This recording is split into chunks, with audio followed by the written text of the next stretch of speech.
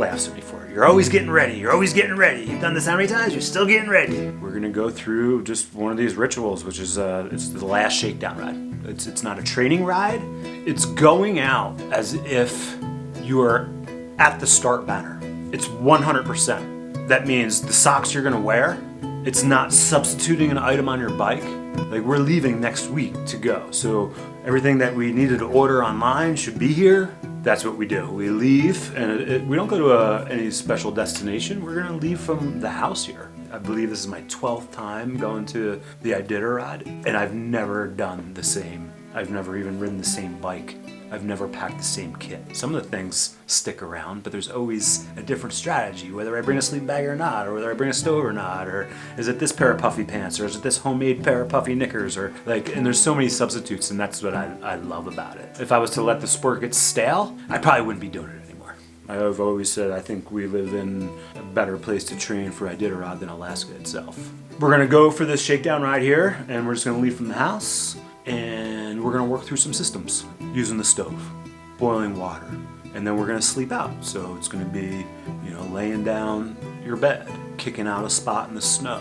Hopefully we'll even start a fire. The ITI, the acronym stands for Iditarod Trail Invitational.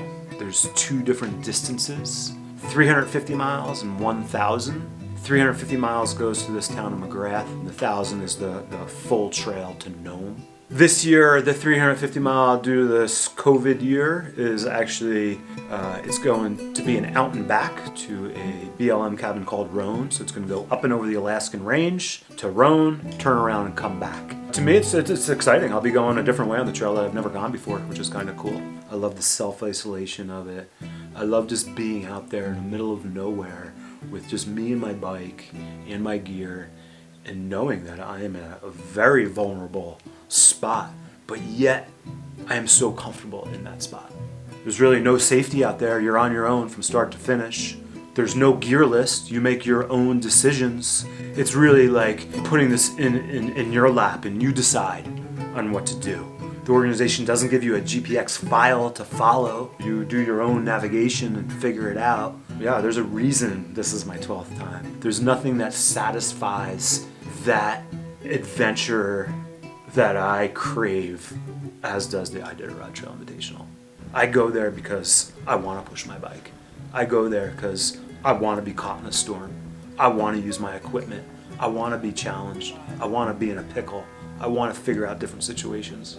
Being able to pass that on has become even more satisfying.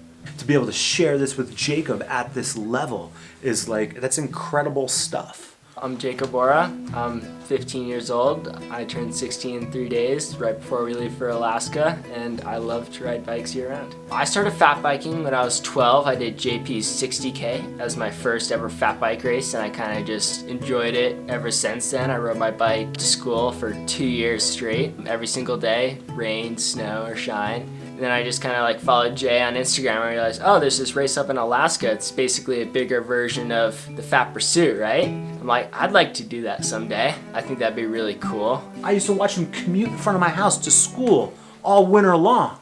This kid isn't fake. He's not doing this to try to get likes on social media. He doesn't even like social media. And that's why I hang out with Jacob, and that's why I asked Jacob to join me. He didn't ask me, I seen the drive. He's like, all that winter commuting, I should be ready for Iditarod, right? First I asked his dad, Derek.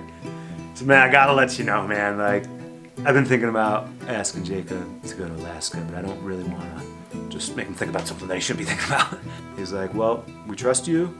We think you know what he's ready for. You hang out with him, you know. And we'll support what Jacob wants to do.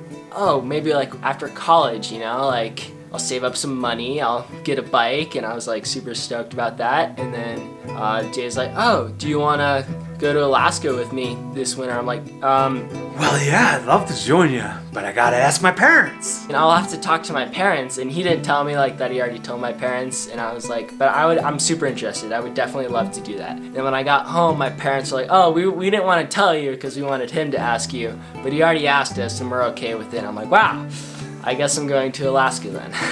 So he texted me a few days later and just said, man, I'd love to join you. That's my relationship with Jacob. It turned into just watching him, turning into a friend, turning into a training partner, turning into a riding partner, and now we do all of that.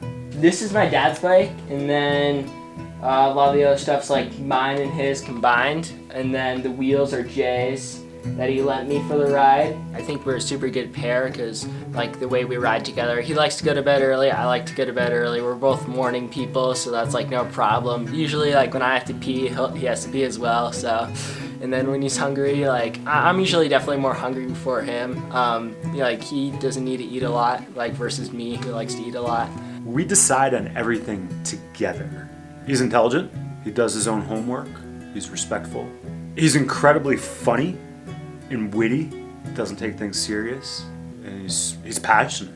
He's super nice, he's super funny, and then just kind of like riding with him, it's like a super good vibe. You always learn something new. Like we're out there and I'm pumping a tire, and like he teaches me like a better way to do that because like he's been doing it so long. He knows, he's tried it all the ways.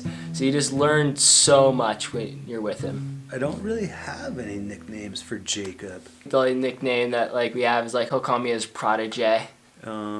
Just Jacob.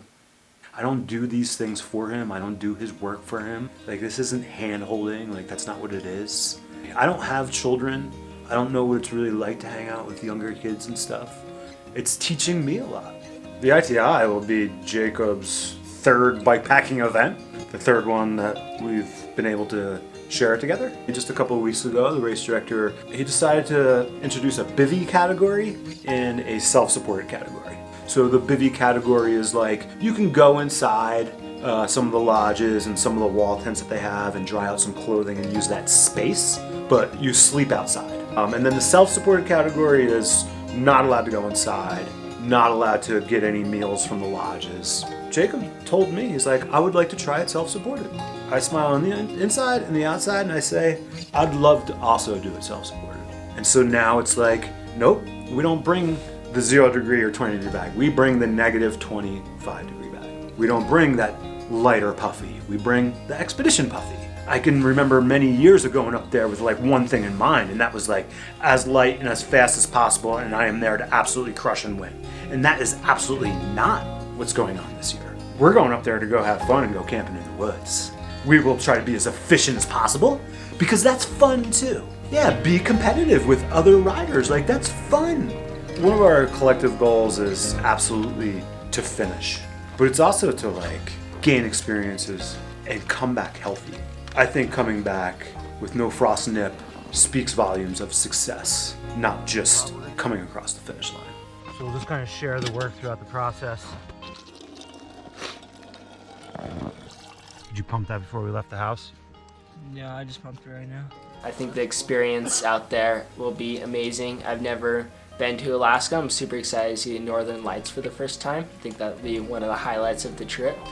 And then just kind of experiencing like a super fun trip with a really good friend. Jacob's not going to be the youngest rider to compete or finish in the ITI. I believe there was somebody that was 14.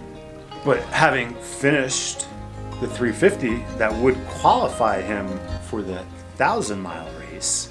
And if he was to do that before he was 18. In theory, if I completed the 350 and then I chose to go to Nome the following year, I would beat the youngest to go to Nome by a year at age 17.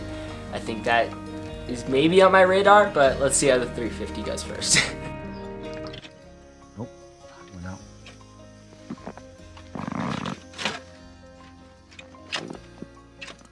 Turn that up some more, gas fills in. Spit out in a second. Light it. There you go. So you know what's happening there? It's been primed, right? So it's all hot. So that tube there, and so it's that fuel that you're hearing is actually, it's vapor already. So you can just light it. Yeah. It's like, it's not going to turn back to fuel until that was to cool down. COVID has absolutely restructured the whole event. We are going to be going through some pretty strict protocol, like 3 tests before we even take off for the race. 1 before I leave here, 1 arrival in Alaska, and then 1 before we get on the bus to start the race. Well, what if I test positive? Like, what's going to go on here? Like, I won't be able to race. That's weird. Okay, but that's reality. And it can happen, for sure. And And it could happen with Jacob as well. And so then what do? It's like, we haven't spoke about that, but we just go on. If one has it and one doesn't, like, the one races and the one doesn't. Gosh, that is a really tough question. If one of us had to stop before the finish and the other one could go on, I would absolutely encourage Jacob to go on. I think Jay and I are good riding partners, and I think if one of us either had to drop out because it was due to a physical injury or a mechanical, I think Jay's definitely the type of person who pushes through most of that stuff. I'm less worried about him. I'm a little bit worried about myself, so I just kind of try to hold myself to a higher standard and just be like, all right, Jacob, like, know how to fix your bike, like, so that won't be a problem. You're not going to scratch because you have a mechanical, because that's not an excuse. You have everything to fix your bike. And then if it was something physical, like, is it more mental than it is physical, or is it an actual physical problem that you do have to drop out? If something were to happen to me and I was unable to finish just due to some circumstance, I would want Jay to finish the event. He's definitely going to be challenged like he's never been challenged before. What's up, homie? I'm curious and interested to see how he's going to react to some of these situations and how he's going to hold up. He hasn't dug that far yet. Who that? Whoa! Oh man, that slept good. What is that? -20? Yeah, I changed bags and I'm glad I did. I've been rocking this other bag that I've been wetting out. And this worked out really good, so I'm glad I did this. That's what it's about, man, shaking it out. Jacob, you up? What you drinking this morning? We're doing a little watered down oatmeal, cinnamon spice. Quite nice. It's just going to be like, this is effing hard. I am wiped out. I'm hungry, cold, can't think straight. What do I do? You know, I got this motto of ride forward, you know? That's what I do.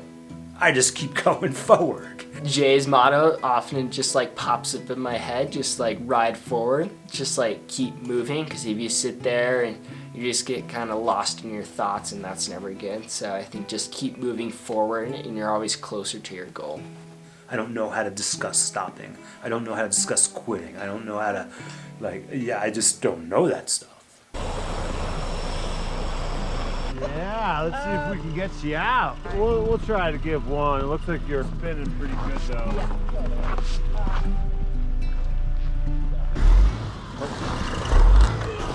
Give it the whole rock.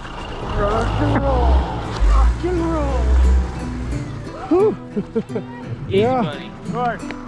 Have a good one. Yeah, Jacob's gonna be like, in some situations that he's never been in before, in over his head. I'm excited to be there with him for it, because these are the things that I thrive for. They're the things that we look for in life. And it's what he's gonna come back and talk about. And that's what you remember. How many sunny days can we talk about? Oh yeah, I had a sunny day in Alaska. It was beautiful. The end. How about when it was blowing 40 miles an hour sideways? You couldn't see, you were feeling the trail by feet. It was really scary, but we got through. And that's a bigger story. And that's what you'll remember. Shakedown has been shook out. I think. Nah, a couple more adjustments. A couple more adjustments. See, it was worth it, right? Yeah. Always worth it. Plus, it was a good time. I even slept in a little bit. And just like that, Jacob and Jay's Alaskan adventure is about to begin. You can follow their journey on the Iditarod by clicking the track leaders link and their Instagram profiles I left in the description. If you want to show them your support, hit the like button and leave your well wishes in the comments below. Until next time, ride bikes, give back, pay it forward. Thanks so much for squeezing dirty teeth into your busy schedule. Please help us reach more people and ensure you receive new videos by giving this video a like, subscribing to the channel, and clicking the notification bell. Until next time, ride bikes, drink beer, live happy.